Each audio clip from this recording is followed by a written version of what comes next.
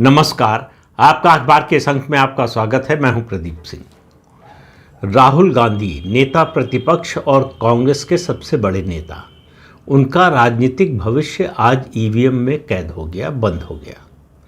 अब आप कहेंगे लोकसभा चुनाव तो हो नहीं रहा है, ये तो राज्यों के विधानसभा का चुनाव हो रहा है और उसमें भी आज 2 राज्यों का चुनाव हुआ है, असम और केरल।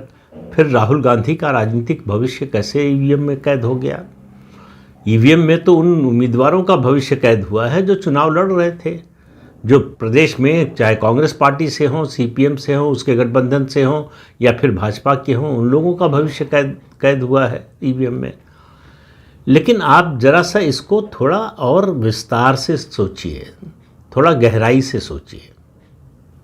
इन 4 राज्यों में से, जिनमें से 2 के आज चुनाव हुए हैं, मतदान हो गया। अब मतदाता का फैसला आ चुका है, उसकी घोषणा सिर्फ 4 तारीख को होनी है और 2 राज्य हैं, असम और केरल।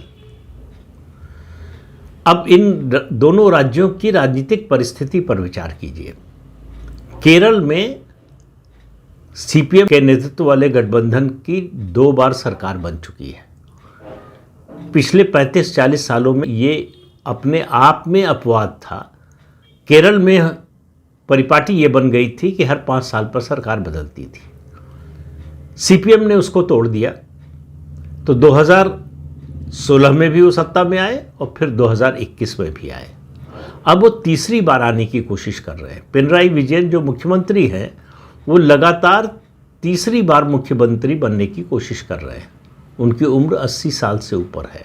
इन बातों से हालांकि वैसे चुनाव नतीजे पर उस तरह से फर्क नहीं पड़ता, लेकिन मतदाता की सोच पर असर पड़ता है कि जब वो विकल्प चुनने का फैसला करती है या जो विकल्प उपलब्ध हैं उनमें से कौन बेहतर है ये चुनने का फैसला करती है। उनमें से बहुत से तर्क और तथ्य होते हैं जिन पर वो विचार करती है, और उसमें जो मुखिया है पार्टी का, जो मुख्यमंत्री है या बनना चाहता है, उसकी उम्र भी एक फैक्टर होती है। हालांकि बहुत बड़ा फैक्टर नहीं होती है।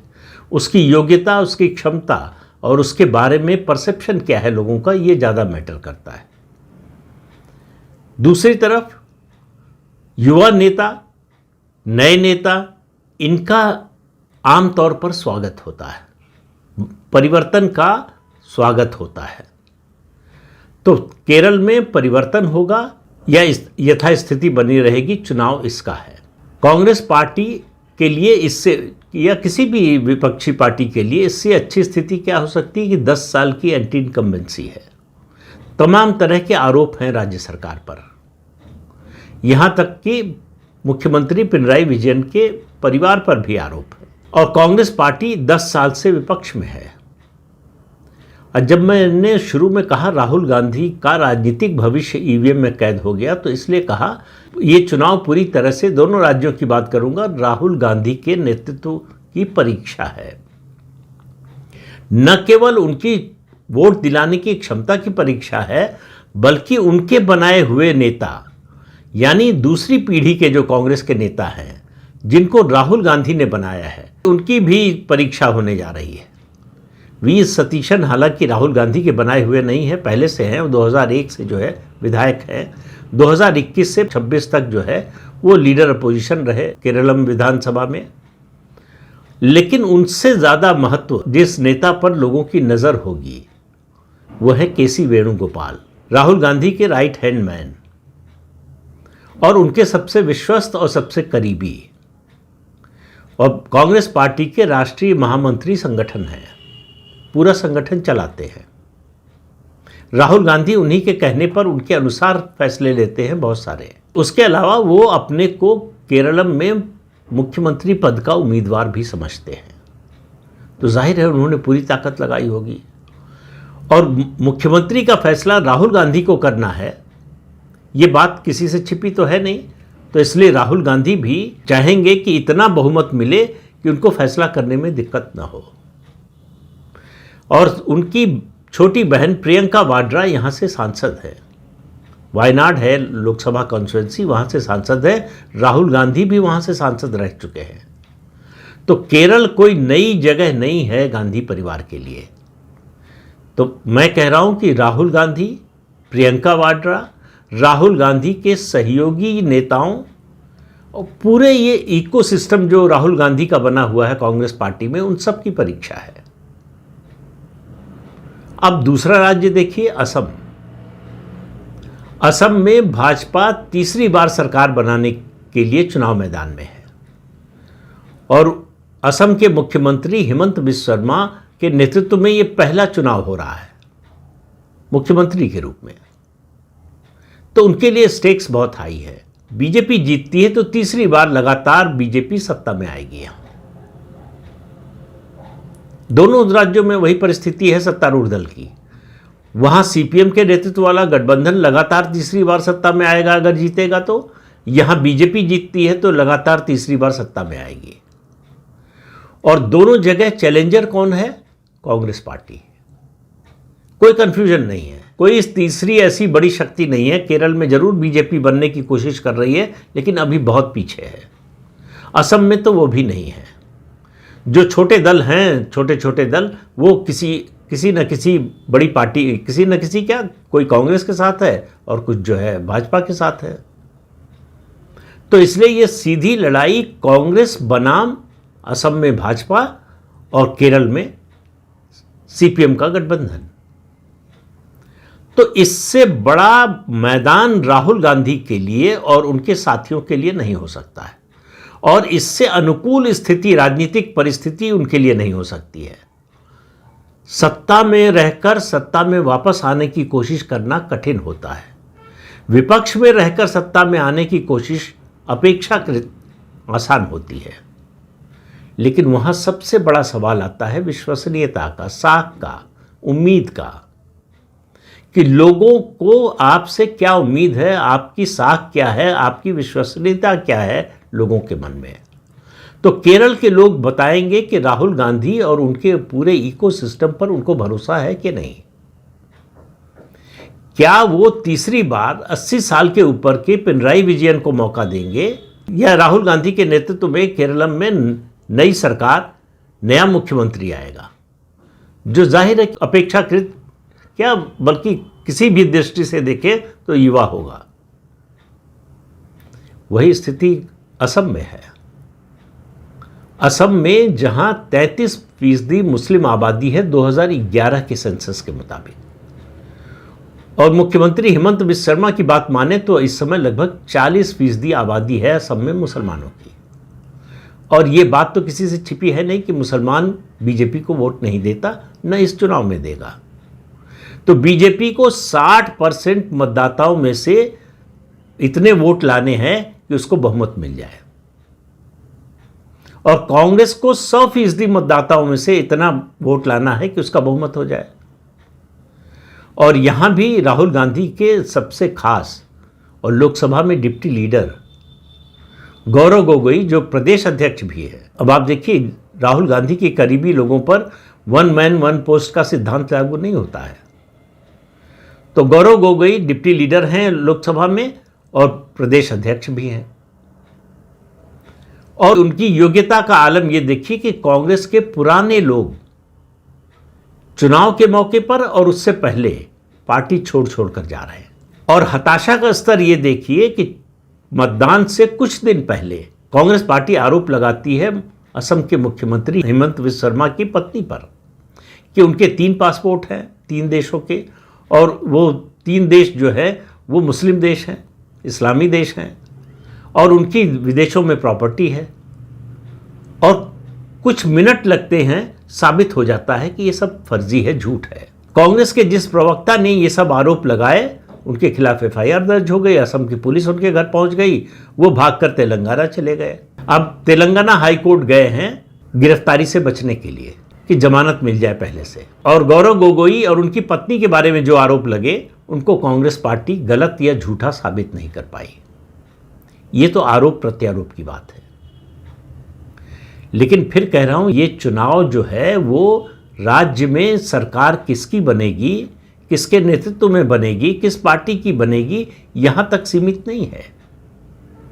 ये चुनाव कांग्रेस पार्टी के लिए और गांधी परिवार के लिए एक तरह से पॉलिटिकल सर्वाइवल का चुनाव है, क्योंकि ये 2 राज्य ऐसे हैं जिसमें कांग्रेस की और राहुल गांधी और उनके करीबियों के नेतृत्व की असली परीक्षा है। फिर कह रहा हूं कि कांग्रेस पार्टी के लिए, राहुल गांधी के लिए राजनीतिक परिस्थितियां इन दोनों राज्यों में बहुत अनुकूल है। वो किसी भी पार्टी के लिए होती है अगर 10 साल की एंटी इनकम्बेंसी हो। सरकार आप चाहे जितनी अच्छी चलाएं, सबको संतुष्ट नहीं कर सकते और सब संतुष्ट होते भी नहीं हैं, असंतुष्ट होते हैं। अब सवाल विपक्ष पर यह निर्भर करता है, उसकी शक्ति पर, कि सरकार की कमजोरी को आप किस तरह से लोगों के सामने पेश करते हैं, लोगों को कैसे समझा पाते हैं कि अगर हमको सत्ता आप सौंपेंगे तो हम इनसे बेहतर करके दिखाएंगे। ये दावा न केरलम में कांग्रेस पार्टी कर पा रही है और असम में तो बिल्कुल ही नहीं कर पा रही है। असम के लोग भूले नहीं हैं कि तरुण गोगोई, जो गौरव गोगोई के पिता थे, वो असम में लगातार 15 साल मुख्यमंत्री रहे, 2001 से 2016 तक। और उसके बाद से जो कांग्रेस गई है, तो लगातार 2 चुनाव हो चुके, कांग्रेस लौटकर आ नहीं पाई है। और 2016 के चुनाव में जितने वोट और जितनी सीटें मिली थी उसको 2021 के चुनाव में उससे कम हो गई। और आप ये मानकर चलिए कि 2026 के चुनाव में उसमें और कमी आने वाली है। केरलम का मामला बहुत स्पष्ट नहीं है क्योंकि बीजेपी एक त्रिकोण बनाने की कोशिश कर रही है, हालांकि उसकी ताकत बहुत कम है। वो अपना खेल बना नहीं सकती है, लेकिन दोनों में से किसी एक का खेल बिगाड़ सकती है। किसका बिगाड़ेगी? सीपीएम के गठबंधन का या कांग्रेस वाले गठबंधन का, यानी एलडीएफ का या यूडीएफ का? ये तो चुनाव नतीजे के बाद ही मालूम होगा। लेकिन एक चीज होती है चुनाव में कि जो भी पार्टियां लड़ रही हैं उनमें से कौन जीत सकती है, इसका एहसास चुनाव प्रचार अपने चरम पर पहुंचता है तो होने लगता है। और खास तौर से जब एंटी इनकम्बेंसी बड़ी हो, यानी ज्यादा लंबे समय की हो, तब यह स्पष्ट लगने लगता है कि जो विपक्ष में पार्टी है उसके जीतने की संभावना कितनी ज्यादा है।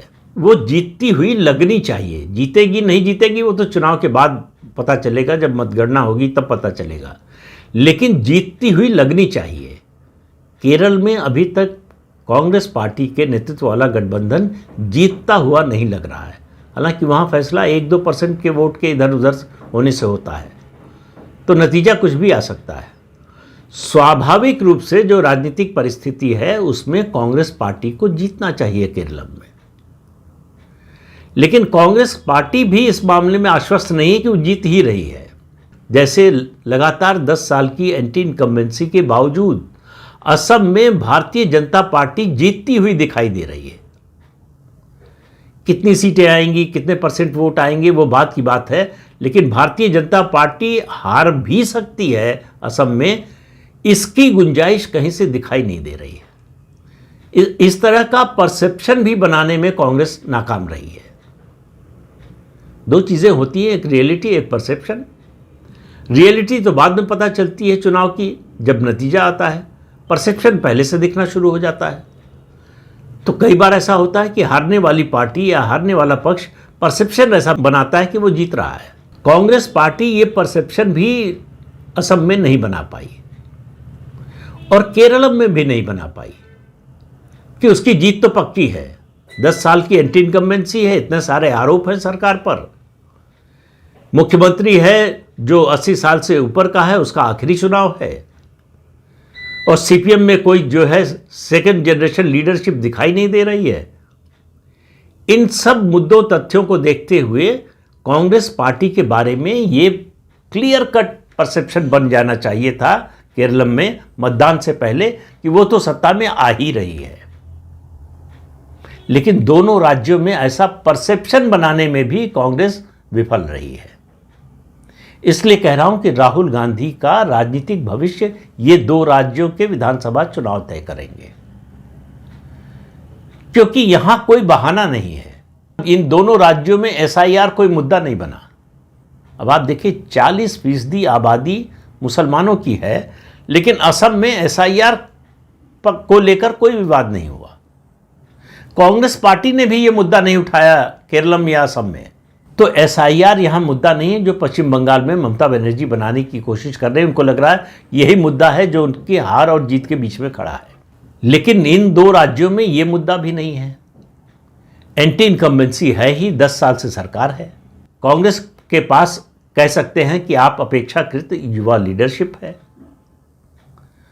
जिसकी ओर रुझान होना चाहिए, जिसके बारे में राहुल गांधी बार बार जेन ज़ी की बात करते हैं तो उनको केवल अराजकता दिखती है। श्रीलंका में हो गया, बांग्लादेश में हो गया, नेपाल में हो गया, खासतौर से नेपाल और ज़्यादा दिखता है उनको कि जेन ज़ी सड़क पर उतरेगा और सब बदल देगा। तो उनको लगता है कि हमको कुछ करने की ज़रूरत नहीं है, जेन ज़ी सब बदल देगा। लेकिन उनको ये बात दिखाई नहीं दे रही है कि जेन ज़ी भजन मंडली बना रहा है, मंदिरों में जा रहा है, लाइन लगाकर जा रहा है, नए साल पर जो क्लब में शराब की पार्टी नहीं कर रहा है, घंटों घंटों खड़े होकर लाइन में मंदिर में भगवान के दर्शन के लिए जा रहा है। तो जेन ज़ी किस दिशा में जा रहा है और राहुल गांधी की सोच किस दिशा में जा रही है, इससे आप समझ लीजिए कि उनको जमीनी वास्तविकता की कितनी समझ या जानकारी है। लेकिन फिर कह रहा हूं, ये दो राज्य, ये राहुल गांधी की अब तक की सबसे बड़ी राजनीतिक परीक्षा है चुनावी राजनीति में। असम तो नहीं जीतने जा रही कांग्रेस, ये तय है। अगर केरल भी हार जाती है तो मुझे लगता है कि 2004 में जब राहुल गांधी राजनीति में आए थे, चुनावी राजनीति में पहली बार, उसके बाद से उनके लिए सबसे बड़ा राजनीतिक झटका होगा, सबसे बड़ा राजनीतिक धक्का लगेगा उनको। क्योंकि जिस राज्य में स्वाभाविक रूप से जीतना चाहिए था वहां भी हार गए। और याद रखिए, केरलम में उनकी लड़ाई बीजेपी से नहीं है, लेफ्ट फ्रंट से है, जो अभी भी तकनीकी रूप से उनका जो इंडिया अलायंस है उसका हिस्सा है। तो इसलिए राहुल गांधी के लिए ये परीक्षा, खास तौर से मैं केरलम की मानता हूं, असम में तो कोई चांस नहीं उनके लिए। कोई भी प्रचार करे, कोई भी दावा करे कांग्रेस पार्टी, उससे कोई फर्क नहीं पड़ता। केरलम में कांग्रेस पार्टी की हार राहुल गांधी और गांधी परिवार की पूरी राजनीति पर प्रश्न चिन्ह खड़ा कर देगी, उनके राजनीतिक भविष्य पर प्रश्न चिन्ह खड़ा कर देगी। तो 4 मई का इंतजार कीजिए। कई नेताओं, पार्टियों के राजनीतिक भविष्य का फैसला होने वाला है। तो इस अंक में इतना ही। अगले अंक में फिर मिलेंगे किसी नए मुद्दे के साथ। तब तक के लिए अनुमति दीजिए। आपसे अनुरोध है कि चैनल देखिए, शेयर कीजिए, लाइक कीजिए और सब्सक्राइब जरूर कीजिए। नमस्कार।